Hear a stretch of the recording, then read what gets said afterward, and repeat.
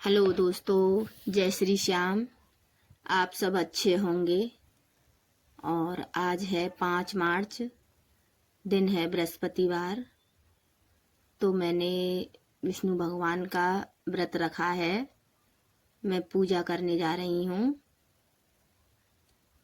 पीछे खेत में, वहीं पर मैंने केले का पेड़ लगाया है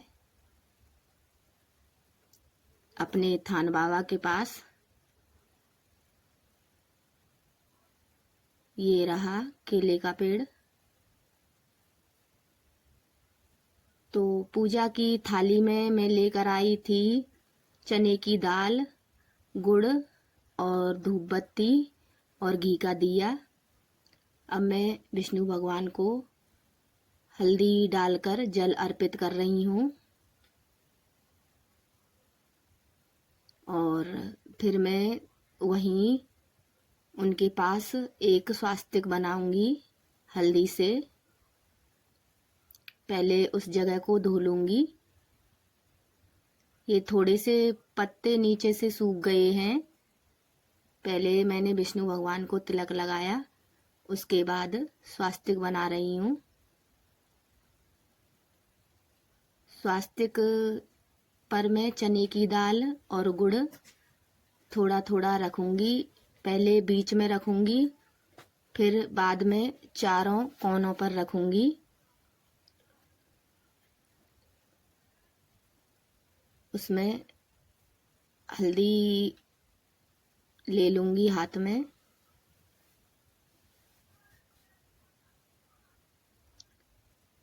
पहले विष्णु भगवान को भोग लगाऊंगी, अब रख दूंगी।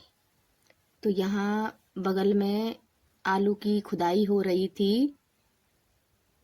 तो बहुत सारी लेडीजें आई थी गांव से आलू बीनने के लिए। ट्रैक्टर भी चल रहा था, बहुत आवाज आ रही थी। बड़ी मुश्किल से वीडियो बन पाया था और हवा भी चल रही है। तो अब मैं दिया जला रही हूँ। तो बाल्टी में पानी मैं यूँ लेकर आई थी क्योंकि केले को बहुत ज़्यादा पानी की ज़रूरत होती है। तो गर्मियों के दिनों में तो मैं रोज नहाकर दे जाती हूँ पानी। दिया मैंने जला दिया है। अब मैं धूप बत्ती लगाऊंगी। इसलिए तो दोस्तों सुबह बहुत जल्दी काम समेटा था कि धूप हो जाएगी। अब तो धूप बहुत तेज पड़ रही है।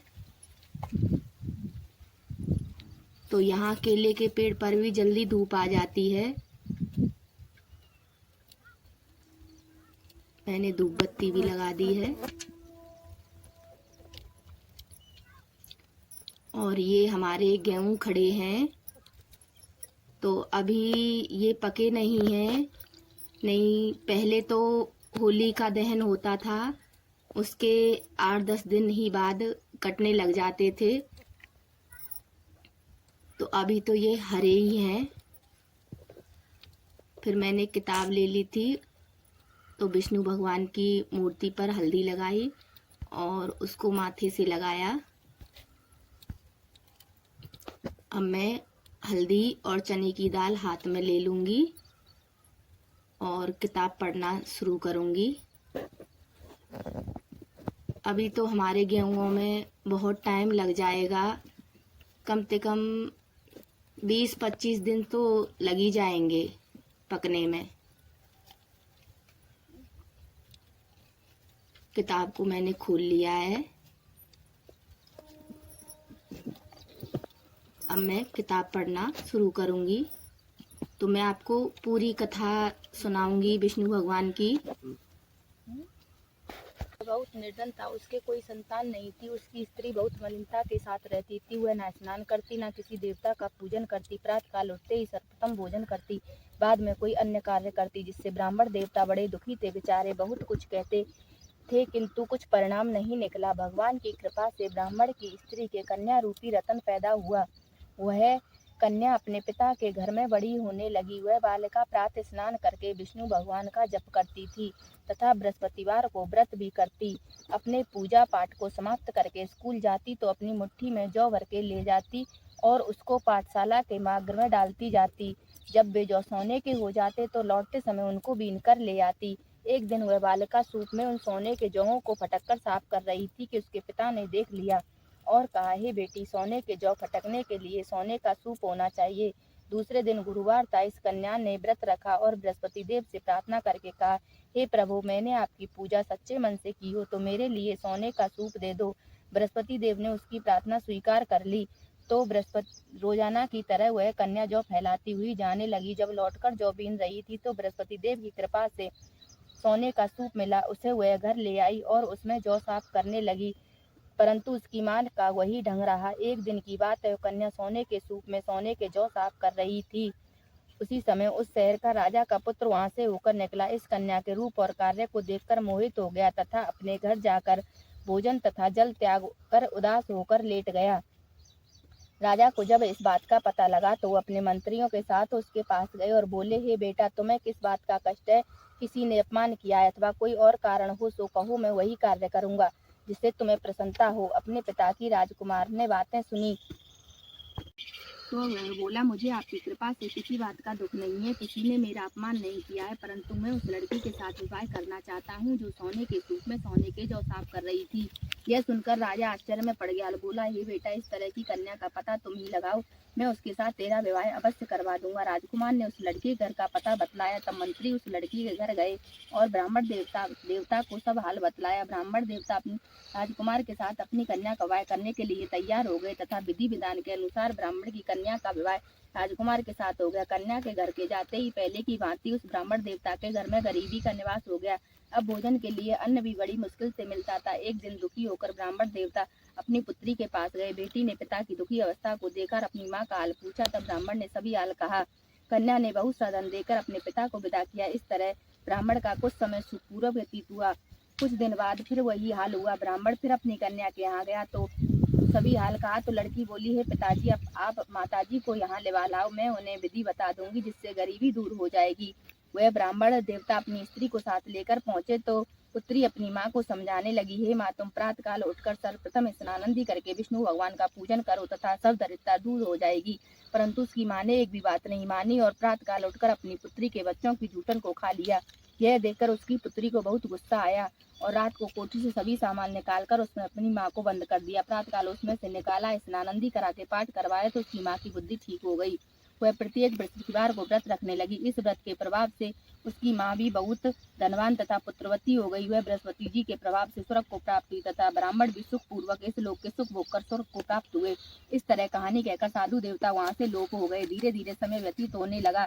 वैसी सभी को पूर्ण करते जो सद्भावना पूर्वक कथा पढ़ता है एवं सुनता है, दूसरों को सुनाता है, प्रसिद्ध उसकी सभी मनोकामना पूर्ण करते तथा उनकी सदैव रक्षा करते। संसार में जो कोई मनुष्य सद्भावना पूर्वक गुरु भगवान का व्रत करता है उनकी सभी मनोकामनाएं पूर्ण होती है। जैसी सच्ची भावना से रानी और राजा ने उनकी कथा का गुणगान किया तो उनकी सभी इच्छाएं बृहस्पतिदेव ने पूर्ण की। इसलिए सबको कथा सुनने के बाद प्रसाद लेकर जाना चाहिए। हृदय से उसका मनन करते हुए जयकारा बोलना चाहिए। बोलो विष्णु भगवान की जय, लक्ष्मी माता की जय, गणेश जी महाराज की जय। अब मेरी आरती शुरू हो गई है, मैं आरती कर रही हूँ। उसके बाद 8 ग्रहों की आरती होती है, मैं उसको भी करूँगी। फिर 9 चने की दाल लेकर उसको सूखी मिट्टी में ग्रह उतारूँगी। मतलब ग्रह उतारना कहते हैं अपने घर की, परिवार की, अपने पति की, सबकी ग्रह उतारूँगी। पूजा करके मैं आ गई हूँ। तो रात को बहुत समय लग गया था मावा बनाने में, तो मावा की हमने बर्फी बनाई थी। तो अब देखती हूँ कैसी बनी है बर्फी, और इसकी रेसिपी मैं फिर कभी दिन में डालकर बताऊंगी।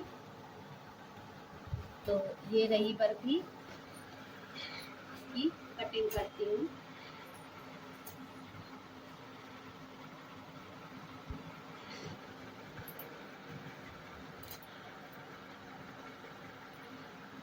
ले तो काट रही, ये तो बहुत टाइट हो गई है।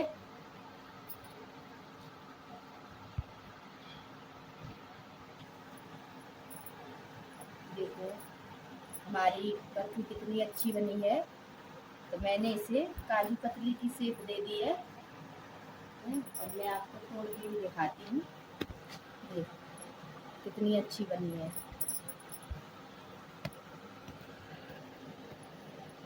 बहुत टाइम लग गया था रात को मावा बनाने में, तो इसलिए इसकी वीडियो शूट नहीं हो पाई। तो मैंने कहा चलो सुबह दिखाते हैं।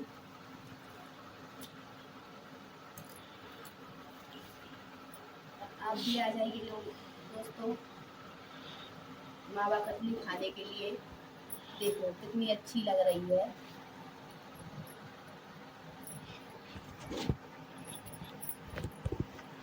थोड़ी देर आराम किया था तो फिर मैं आ गई खाना बनाने।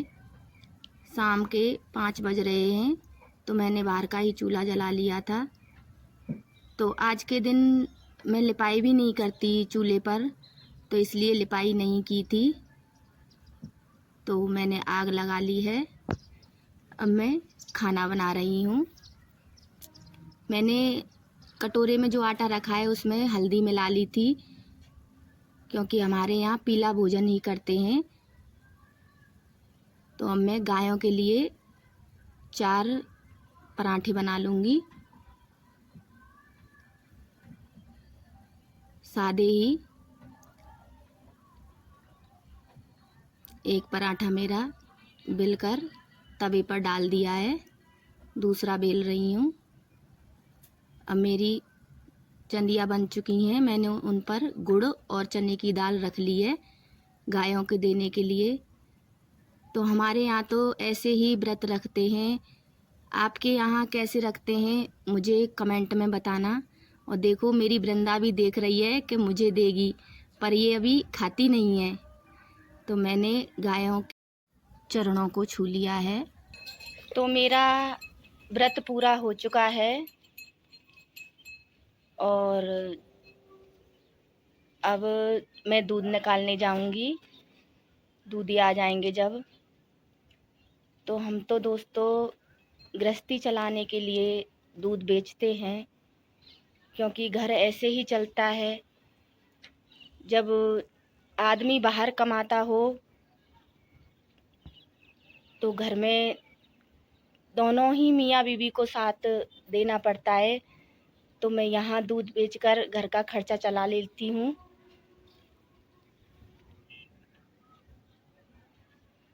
तो आज का मेरा वीडियो आपको कैसा लगा मुझे ज़रूर बताना। और अगर कोई गलती भी हो जाती हो तो दोस्तों अभी मैं नया ही वीडियो मैंने बनाना शुरू किया है, तो इतना अच्छा मुझ पर आता नहीं है। तो आप कोई गलती हो जाती हो तो उसको मुझे बताना कि आप पर ये गलती हो गई। तो आज मैं यहीं से आपसे विदा लेती हूँ। और आप मेरे चैनल को सब्सक्राइब ज़रूर करना दोस्तों, और शेयर तो सबसे ज़्यादा करना, क्योंकि आप लोग ही दूसरी जगह पहुँचाएंगे तो हमें तभी सपोर्ट मिलेगी। तो मिलते हैं कल नए ब्लॉग में। राधे राधे दोस्तों।